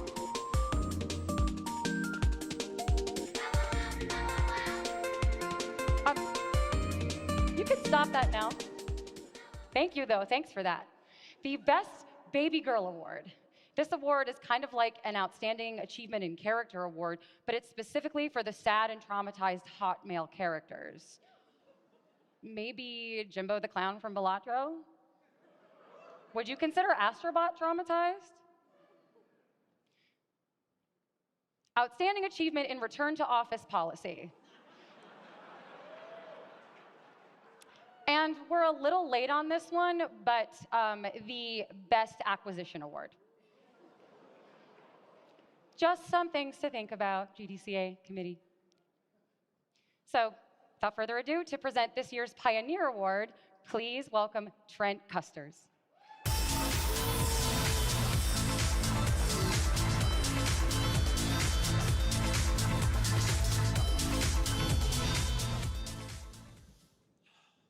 Gabe Newell, Richard Bartle, Roberta Williams, Jordan Mechner, Mabel Addis, and more. The GDCA Pioneer Award is reserved for our peers who, through their work, have defied our craft and expanded the boundaries of our medium. But never before has one gotten their break into games working on the official Quake mod tie-in for 1997's Anaconda, starring Jennifer Lopez and Jon Voight. Until now, of course. With a curiosity for mechanical engineering leading him to experimenting with mods and game development, Lucas Pope's career officially kicked off when he and a group of fellow modders founded Rat Loop Games, developing various mods, total conversions, and even experimental titles for Activision. Some years later, Lucas moved on to join Real Time Associates, where he contributed to the shooter Remission, a game developed to encourage children with cancer to take their chemotherapy medication, and an early breakthrough in using video games for intervention in chronic disease and illness in young people. In 2007, 10 years after founding Ratloop, Lucas Pope joined storied AAA developer Naughty Dog, intent on improving their internal development toolset, an early obsession of his. During his time at Naughty Dog, the studio ushered in a new era of character-driven action games, releasing their tentpole franchise Uncharted and its ambitious sequel, Uncharted 2: Among Thieves. Lucas's tool development was critical to the team's success, with former Naughty Dog president Christophe Balestra going so far as to state publicly that Pope had saved the day. But the call of experimental games grew stronger and stronger. Lucas Pope was going to have another shot at this indie development thing. None of us knew what a treat we were in for. Lucas would work on a number of collaborations under the Ratloop banner with his wife and fellow developer, Keiko. Their partnership and unique collaboration was rapidly rewarded with their first IGF nomination in 2009 for Mightier. And just 2 years later, their iOS title Hellsing's Fire went home with the IGF for Best Mobile Game. After Keiko and Lucas moved from LA to suburban Tokyo, where he now lives, Lucas began experimenting in solo projects and game jams. During a period of frequent overseas travel and trips through passport control, the inspiration for something bigger settled in, a project all of his own. The art, the code, groundbreaking game design, the droning Soviet-era soundtrack, Papers, Please was all Lucas. On this same night in 2014, Lucas Pope would walk away with no less than 5 awards for Papers, Please, including the IGF Seamus McNally Grand Prize. Supported, of course, by his talented wife Keiko and a star-studded community of developer friends, Lucas has become the consummate solo indie developer. The exact kind, actually, that many of us try to explain to students don't actually exist. On a Shinkansen to Bit Summit one year, he was telling me how he was bringing someone on to do the chapter art illustrations for Return of the Obra Dinn. I was surprised, to say the least. But he went to great pains to explain how the style of illustration had to be perfectly accurate for the time period. There were few people who could achieve the task, he assured me. I could tell he was in another of his research rabbit holes. The next year, riding the Shinkansen together to Bit Summit, as was our tradition, I thought to check in. How was that artist working out? What? He said. Oh, I just taught myself how to do that. In 2018 at the Game Awards, Return of the Obra Dinn won Best Art Direction, beating out Red Dead Redemption 2.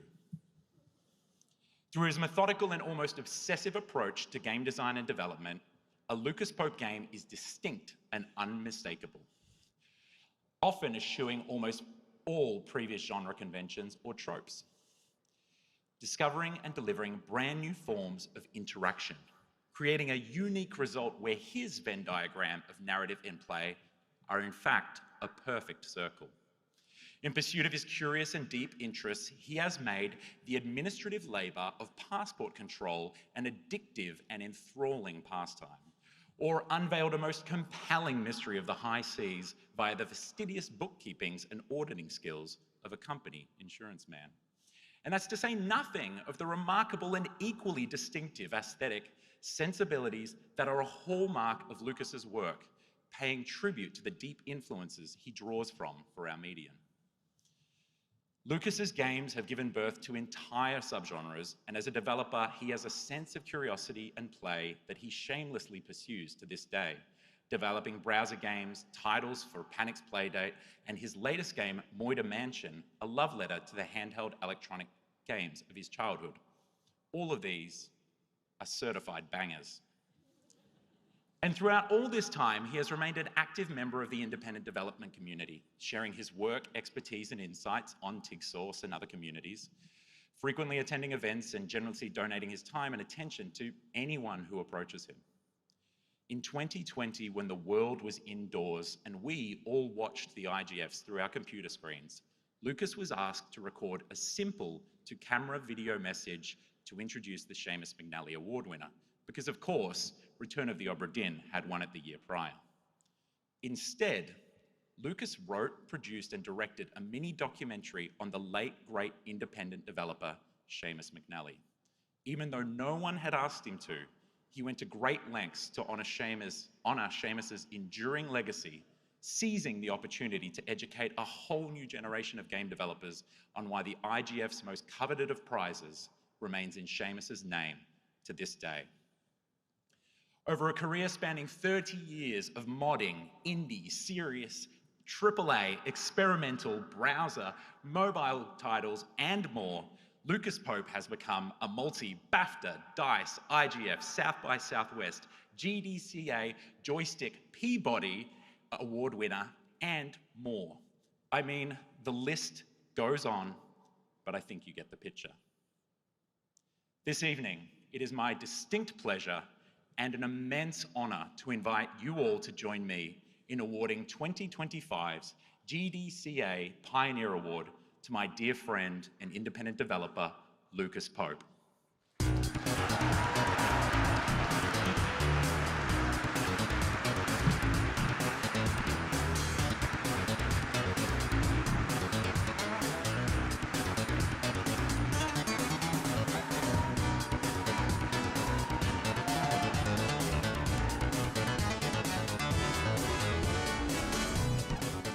Thanks, Trent.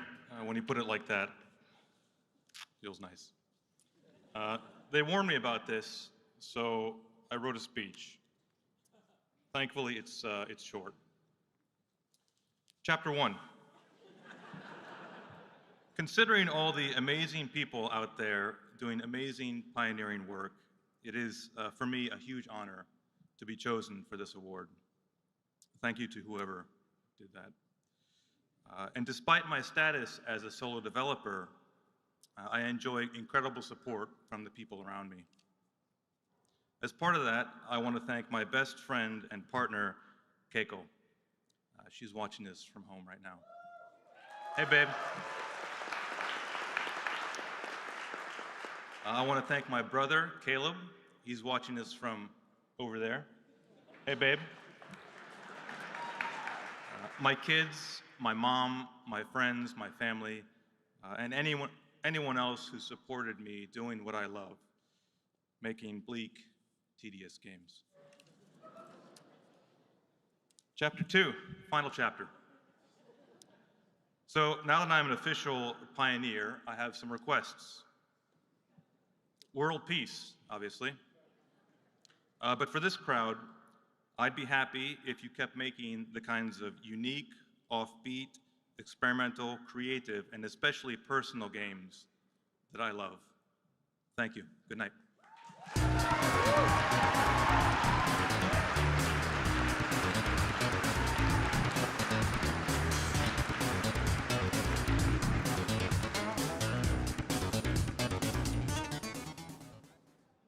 Please welcome combat designer Stephen Ohavijivier.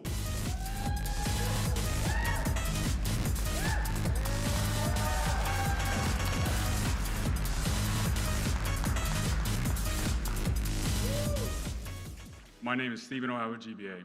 I'm a combat designer currently working on an exciting project that I can't reveal the details about just yet.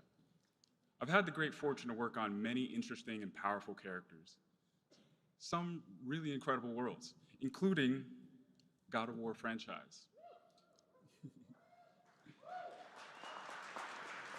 But part of what makes my work really satisfying, what helps those hits really land, is audio design.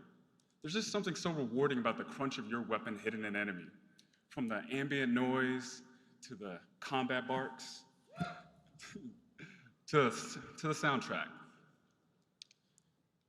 Excellent audio design elevates the work of all developers and draws players further into our worlds.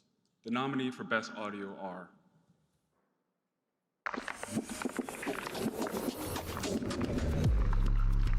The nominees for Best Audio are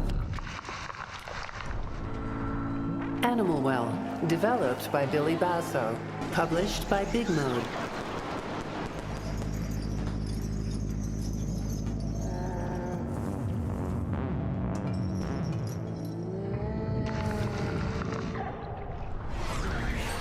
Astrobot, developed by PlayStation Studios team Asobi, published by Sony Interactive Entertainment, with special thanks to Jinko Sano, Yuji Uchiyama, Kenny CM Young, and Shingo Mutsuzuki.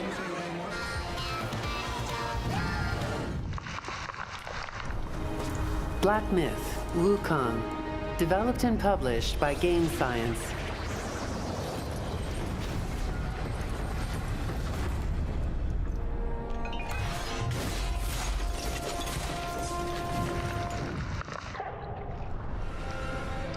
Final Fantasy VII Rebirth, developed and published by Square Enix, with special thanks to Keiji Kawamori, Makoto Ise, Mitsuto Suzuki, and Masashi Hamauzu.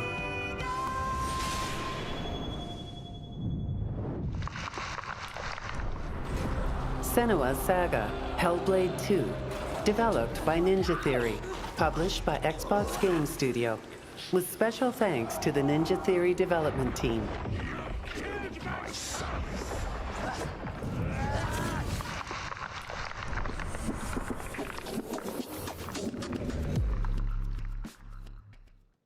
And the winner is Astrobot.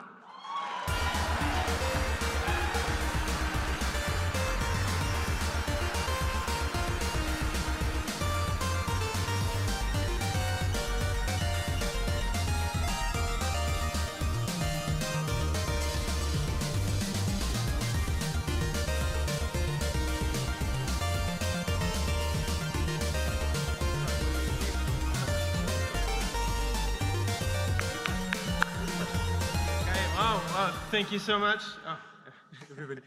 Yeah, the audio design in Astrobot, it's first a banging soundtrack from Kenny Young here. And of course, our sound designers, back home, Jinko Sano, Yuji Uchiyama, and all the way to the controller, because every vibration you felt in that game is actually sound design. So it was a great achievement from those guys.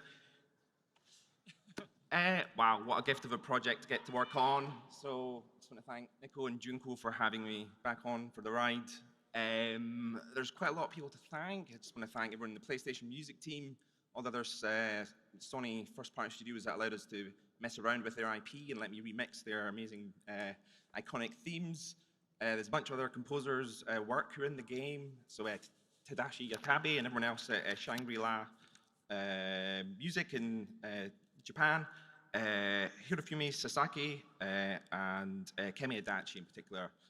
Thank you for your hard work. Cheers. Thank you.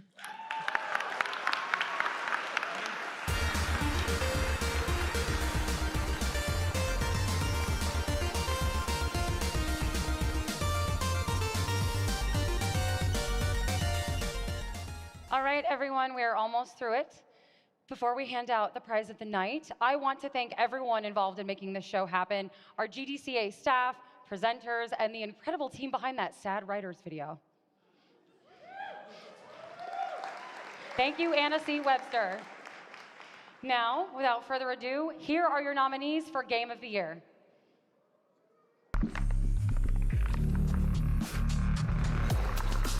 The nominees for Game of the Year are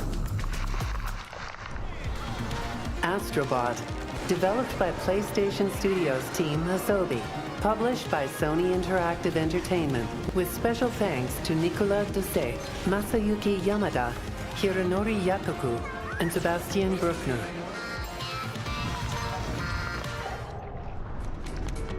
Bellatro, developed by Local Thunk, published by Playstack.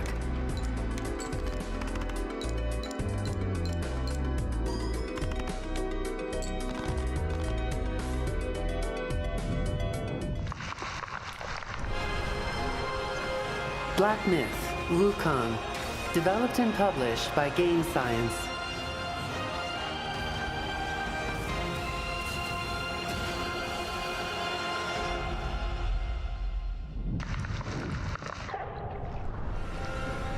Final Fantasy VII Rebirth, developed and published by Square Enix, with special thanks to Yoshinori Kitase, Naoki Hamaguchi, and Tetsuya Nomura.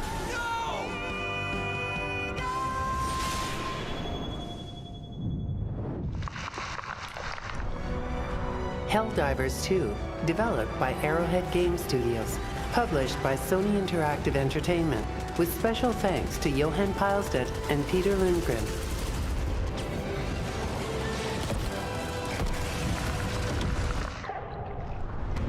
Metaphor Refantasio, developed by Studio Zero, published by Atlas, with special thanks to Katsura Hashino, Shigenori Soejima, and Shoji Meguro.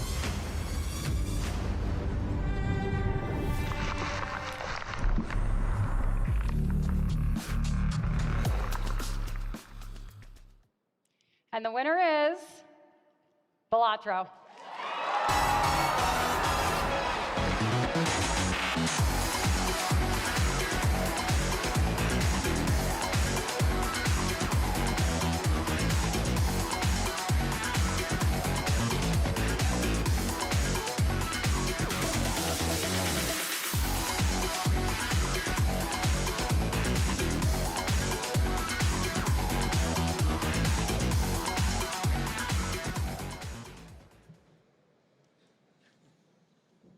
Couple of new faces, still not Local Thunk, but Local Thunk.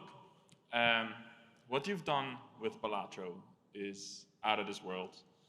And I know you're kind of humble about the praise you are getting, but you need to know that everything you've done is well earned. You might have made this game for yourself and maybe 6 friends, but the experience of Balatro has brought joy and comfort to literally millions of people in a time where we could all use a little bit of that. So you should be proud of that, because we all are. Now, it wouldn't be a Local Thunk special if we didn't use his spotlight to uplift other games as well. He's a big fan of using his name now to bring the attention to other games. So I would like to ask everyone to next time when you are on Steam and you look at new and trending or upcoming, to scroll down and to go to page 18 every now and then. You might want to turn Safe Search on. But all these games can be amazing for you. They just struggle with discoverability. So hopefully that is something we can take away. And for Local Thunk, I know this is all a bit much, and your life might have turned a little bit into a circus over the last few months. But don't forget that you are the one that brought the clowns. So I'm also going to shoot my shot for him, because he's a huge Rocket League fan. And you know we've been doing all these collabs, so Rocket League, can we make this happen, maybe? That would be fantastic. Local Thunk, I hope you brought your big suitcase to GDC, because this is very heavy. Thank you all so much for the support that you bring to the industry as a whole, and we're very grateful to be a part of it. And so is Local Thunk, even though I do all the talking for him. Thank you. Jimbo says thank you too.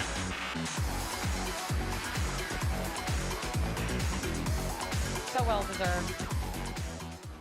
Before we part, one last thought from me before you are free of me forever. I think a lot about the developers of 1000 Times Resist. A group of stage performers who could not do their craft during the pandemic and turned to making games. Without that resilience and hope, we wouldn't have one of the best games of 2024 nominated here tonight.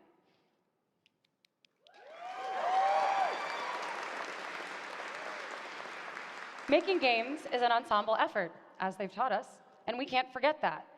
A game is bigger than any one person, and as an industry, our community is strongest when it bands together. We've stepped up for one another amid all the uncertainty, and I'm heartened by how resilient game developers have shown to be. And we teach that resilience to our players through our games. In an uncertain world, in uncertain times, people look to art not just for escapism, but for meaning. Through our games, we teach the past and prepare for the future. We reflect and connect and encourage our audience to do as well. We provide a refuge from the frightening and the wicked and the painful, and in that create a space for our players to find answers, courage, and the strength to persevere. So keep fighting mysterious creatures, keep dealing the cards, and keep punching Nazis. Making art in trying times is a radical act, and now more than ever, we need to keep making games. I believe in all of you. So congratulations again to all of tonight's nominees, winners, and every single developer who worked on a game this year. Thank you, and good night.